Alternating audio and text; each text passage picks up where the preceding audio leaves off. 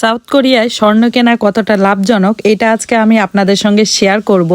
South কোরিয়ায় কিন্তু স্বর্ণ গ্রাম বা দোন হিসেবে বিক্রি করা হয়। এখানে বাংলাদেশের মতো ভরি বা আনাই বিক্রি হয় না।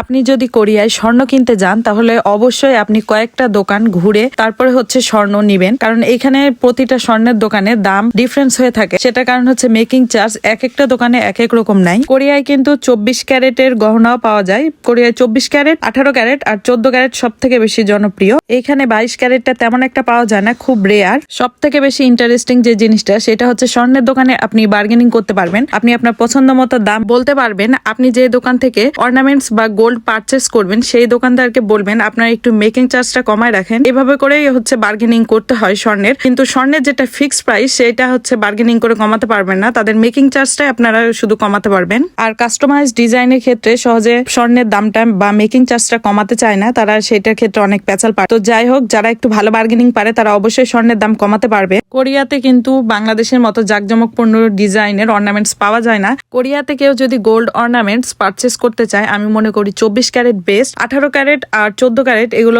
মেকিং চার্জ দিয়ে। আমার কাছে এইসব স্বর্ণ অত ভালো লাগে না, এর থেকে বাংলাদেশের 22 ক্যারেটই বেস্ট।